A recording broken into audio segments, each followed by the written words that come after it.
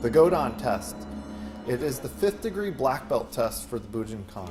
And it's typically done in front of Hatsumi Sensei. He used to do it in the old days, but now he's training the 15th Dan to give the test so that he can start to pass this on. He's mentoring people in it. And you go up in front of the room, in front of all of your peers, and you kneel down. And then a guy with a sword gets behind you and pulls the sword up over his head and is supposed to have no intention at that moment. So you're not feeling anything from them. And then they try and cut down and hit you in the head. And you have to sense this and roll out of the way before it happens. So it's an innate sense inside of us as human beings that is already there. It's a sense of danger. And you should be able to perceive this. But when you're put up in a scenario where you're in front of a room with hundreds of people doing this thing, you get nervous and fear comes into your body. So you've got to learn to relax and let go of that. And that is very hard to do, but that's where you're starting to learn self-mastery.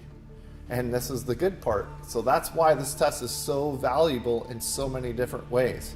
But if you relax and don't think and just feel with all of your senses, not just your hearing or your eyes or your vibrational feeling of tactile touch, but that other sense, that 6th sense. When you know something isn't right or you feel somebody in the room isn't quite doing a right intention thing. You've all had those little things where you get goosebumps or the hair on the back of your neck stands up. That's what it is. That's your internal 6th sense telling you something's not right here, time to get out of Dodge. And so that's, in a nutshell, what the 5th Dan test is, and that's how you might start to think about it. And you should practice it at your dojo, with your friends. It's an interesting thing to try and start to think of it as a muscle that you're working out at the gym.